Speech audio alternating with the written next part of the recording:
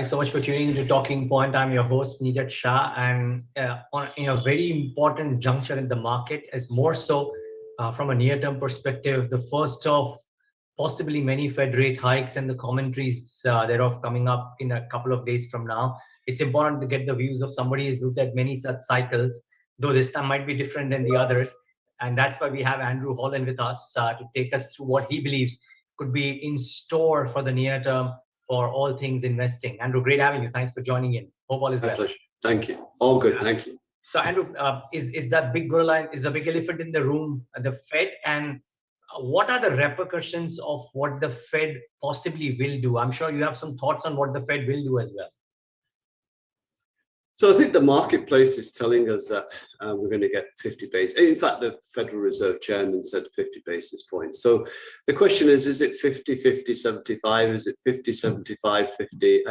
That's, I think, what the market's trying to grapple with at the moment. So I think whilst we're all baking in the 50, it's really the commentary after that, which I think the market will look towards either soothing its nerves or being rattled by the fact that expect more rate hikes.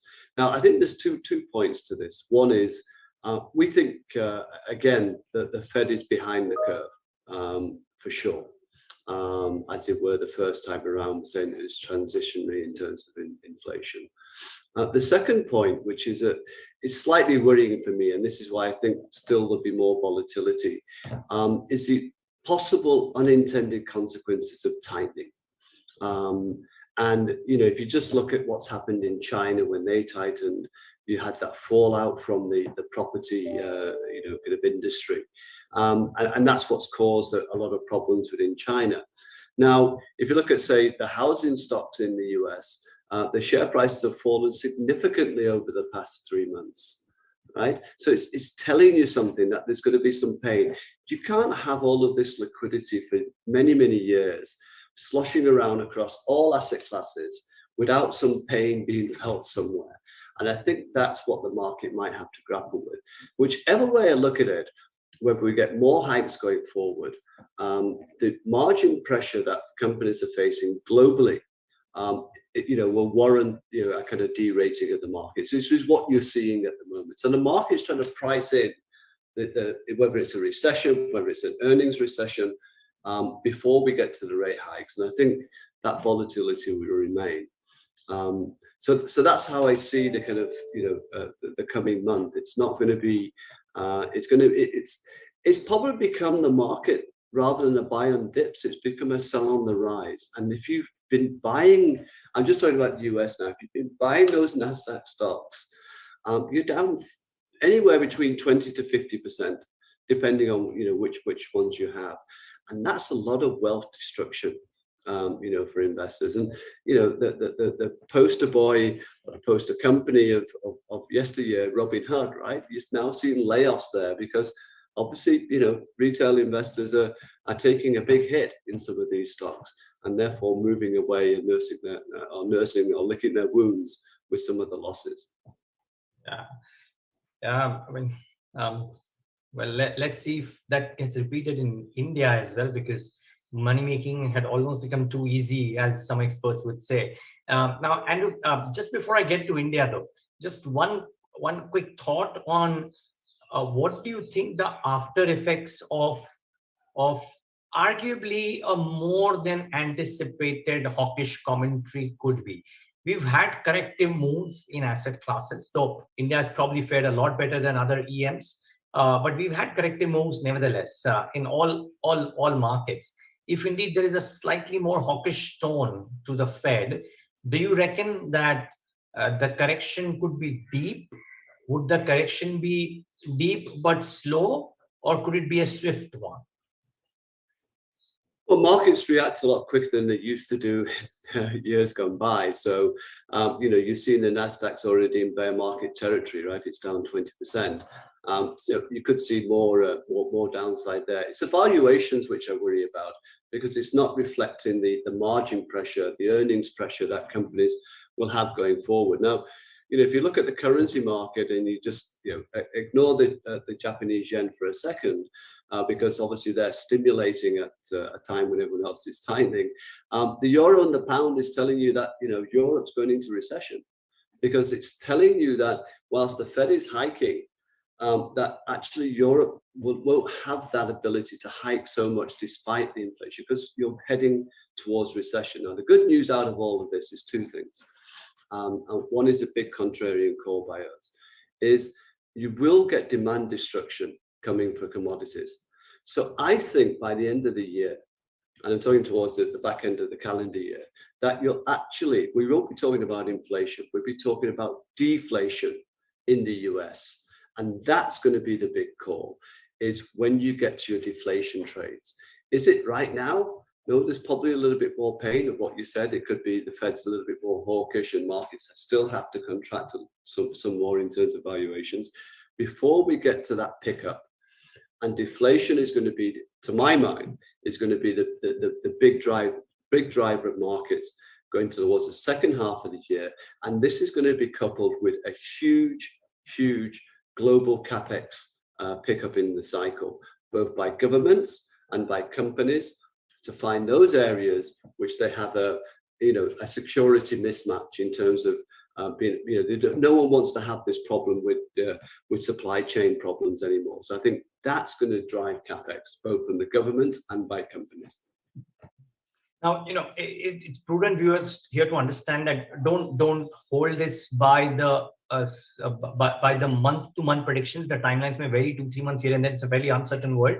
But this is the big call that Andrew Holland is giving. Now, Andrew, my point is that if such a scenario were to unfold, does it place countries like India in a sweet spot? Because we do have growth, we have fairly robust collections, forex reserves, etc., all of those macro factors in play, and if commodity prices were to come down, that's at the net macro level a big positive for India, right? So does it, and a fair degree of FI outflows have happened and would have happened by then as well. So maybe the hot money might have cooled off a little bit, not too much, but a little bit as well by then. How does that place EMs like India, if indeed that call were to come about? So I think it places India in a very, very good spot because of two things. One is, you're right, investors will come back and say, where do we see growth in the world? And India will stand out. We'll have our own CAPEX cycle. Margins will start to improve again as commodity prices start falling. And discretionary spending will again start to pick up. We're still going through the first phase of, to my mind, the first phase of real reopening of the economy. And I think that will bode well going forward.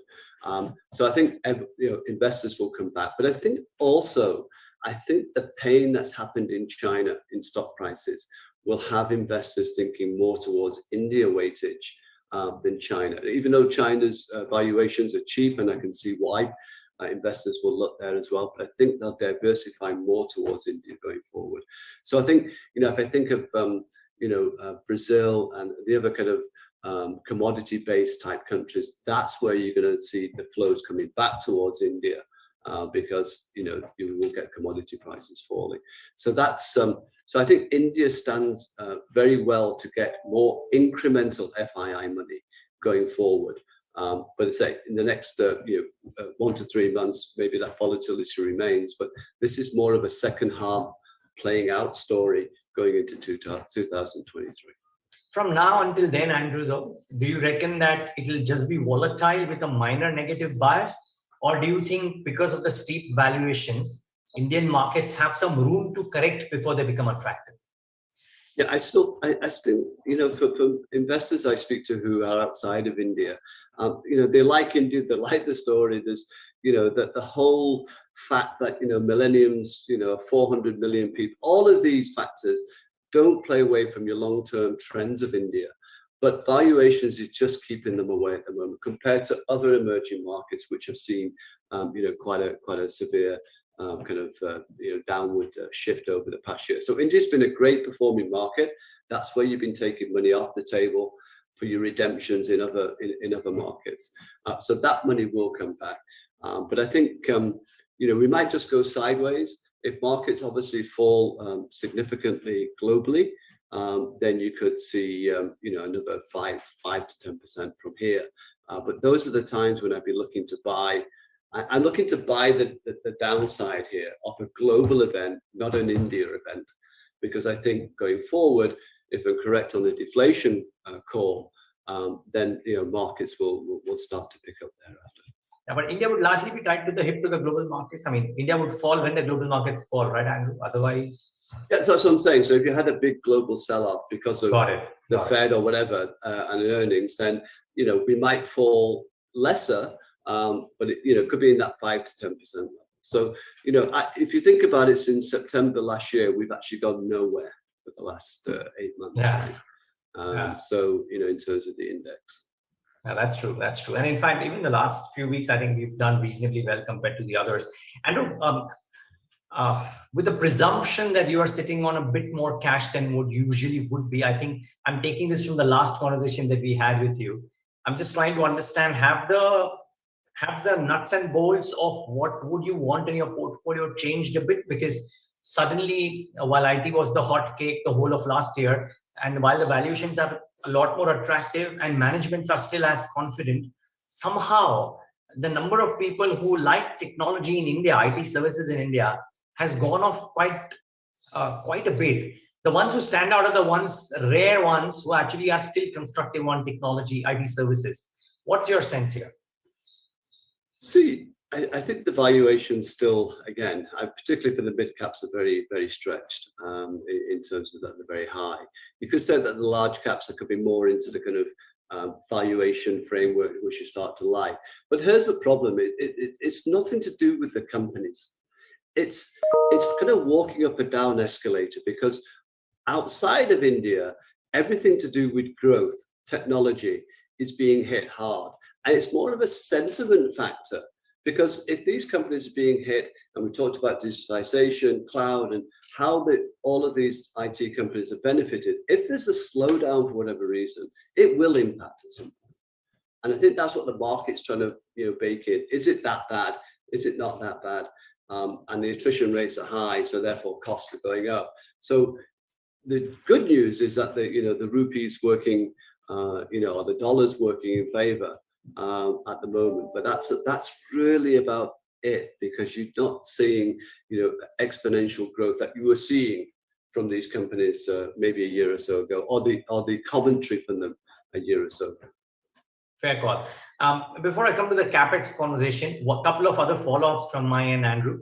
The other question really is again where people are starkly divided, and that's on commodities. There are some people who say that, oh, people are rubbing off or saying that commodities have done their bit, don't quite understand multi-year cycles. And then there are others who are saying that even in a multi-year cycle, there could be a large corrective phase, and maybe commodities are at that point from where the large corrective phase could begin. So my question to you is, I heard you mention about how commodities could come off from where they are right now. What about commodity-linked stocks? Would they come off too? Are valuations already pricing in all the positives, or would earnings growth, which might still stay strong, help cushion the downsides here, if there are to be downsides? So the way I think about it is this: is that if you're going to virtually most of the world going to or heading towards a slowdown recession, Europe's definitely going to have a recession. So therefore, and your consumer, and if you look in the UK and Europe, you're seeing that they're spending more and more of their discretionary money on energy bills, higher mortgage prices, and food prices, and food. So obviously their discretionary spending is going to start to fall. Therefore, your commodity prices will start to fall because demand will not be there. And then what happens is that commodity prices fall, and for your commodity linked companies, obviously they're going to start reducing prices, so they don't get that margin pickup that you used to have before. And obviously if demand slows a lot, well, operational gearing could also work against you as well, because you're not manufacturing as much and you're not selling as much. So those are the two headwinds, right? So that could take commodity price. I need to talk about kind of metals and not oil, because I still think there's a demand supply imbalance there. So if that happens, then as you come into 2023, that's when that CAPEX cycle will start to pick up. and commodity prices will start to kind of rebound again, but not to the levels that we're seeing more recently because of supply disruptions. Okay, my last question on commodities, Andrew. Many people who are now saying that oil is the new data. For the decade, the big call is oil and energy because the world is underinvested and therefore it will stay higher for longer. Energy upstream companies could benefit if they're efficient enough. My question to you is, one, do you believe, are you in that camp in the first place? And two, even if you are in that camp, can largely inefficient energy upstream companies out of India also benefit from this, or will investors want to stay away? I mean, what is your argument when you are pitched this upstream energy call by maybe a sell side broker and you have to either tell a no or a yes? Yeah, no, it's a good one. It's a little bit confusing actually, because on one side, let's just take a company, a global company, let's say Shell, right? Now, should they be investing more because obviously oil prices where they are? The answer would be yes in normal circumstances. But then again, when they start to do that, you're going to have all the ESG type problems for the board, the governance, and everything else playing against them, and they get derated. So I don't see them kind of rushing to do a lot of investments going forward, because in 2 to 3 years' time, if this green energy is going to be the place to be, why would you go to traditional kind of ways of having oil? So I think that's where you're going to see the kind of CAPEX cycle moving more towards that side of it rather than traditional. So I don't think this is going to. I think it's going to be those companies which can transform from the traditional way of energy to the new levels of green energy, and I think hydrogen is probably one of them as well. Got it. So how do you play the CAPEX theme, Andrew? Can you talk a bit about that before we wrap up? I've taken about 15 minutes of your time, but before we wrap up, how are you approaching this CAPEX boom, and how do you play it in the Indian context? This is something that we're still doing a lot more work on, because you've got to think about, it's not the normal CAPEX cycle, roads, bridges, and so forth and so on. It's going to be, let's say, the semiconductor industry, right? India's short of semiconductors. It needs its own supply on the ground. When you build a semiconductor factory, who's going to benefit from that? Is it going to be the likes of L&Ts and BHLs, or is it more the Honeywells, the Siemens? So you've got to look at the differences now of this new CAPEX cycle. What are the new areas that India would have to go into, the government would want to kind of move into as well for supply security? Where would companies try and say we can take advantage of that, in terms of our CAPEX going forward? And that's where I think the big change is going to be. Listen, if I take Ukraine, let's say Ukraine, Russia, the conflict ends. Now we know there's a huge CAPEX cycle, just rebuilding all those buildings. That's a normal, you could think about cement, steel, extra. I don't think at this time around, it's going to be that type of a CAPEX cycle. Don't get me wrong, the government's still going to build bridges and do, underground rails and so forth. But the incremental CAPEX is where you're going to see the higher margin benefits for the companies who can service that side of it. And I think that's where I'd be looking. So if I have to play two things in the very short term, it's the reopening of India. So hotels, airlines a little less, but certainly the hotels. Anything to do with reopening at the moment, I still think has to play in India. And I think that's a good long-term story. And I think the CAPEX cycle is going to be the next story. And of course, once you get that deflation, or the people start thinking about deflation, then the banking sector starts to come in as the place to start buying again. Got it. Well, Andrew, maybe in a couple of months' time, when you're done with all the homework that you want to do about this new CAPEX cycle, as you say, it would be lovely to do a conversation around that as well. Sure, I'd love to do that too. Great. Fantastic. Great. And for today, Andrew, thank you so much for taking the time out and speaking with us on Talking Point. Really great having you. My pleasure as always. Viewers, thanks for tuning in. Thank you.